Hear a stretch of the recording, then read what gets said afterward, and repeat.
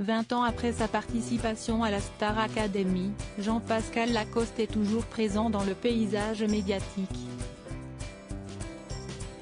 S'il a réussi à rebondir suite au télécrochet, en se lançant dans l'animation et la comédie, l'inoubliable agitateur a aussi connu plusieurs traversées du désert. Pendant ces périodes creuses, Jean-Pascal ne cesse pas arrêter de travailler pour autant et a même tenté une reconversion dans un domaine plutôt inattendu.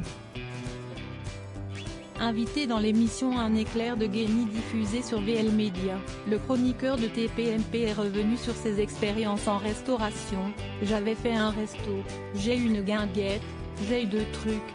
Quand tu as des périodes un peu plus creuses il faut que tu bosses, a-t-il confirmé à Maxime Guény.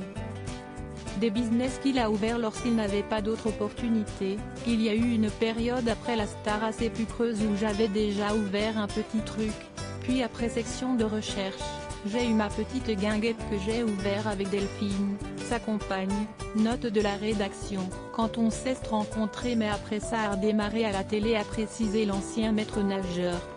L'animateur a ensuite cherché à savoir si ces restaurants étaient toujours d'actualité. « Il y a longtemps que je les ai arrêtés » lui a répondu Jean-Pascal. La Star Academy, une erreur de parcours? S'il doit tout à son passage dans la Star Academy en 2001, Jean-Pascal Lacoste a expliqué que sa participation à l'émission avait énormément affecté ses parents.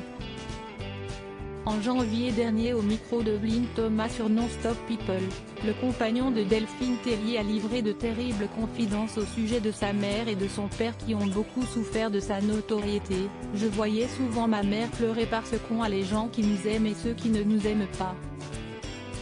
Donc ils vont voir mes parents en disant « Oui ton fils, ceci, cela. » Si est-ce très dur pour des parents, a-t-il indiqué. Selon Jean-Pascal, son père, décédé d'un AVC en 2005, a lui aussi été touché par ces critiques et assure que la Star Academy, si est aussi ce qu'il a foutu un peu en l'air.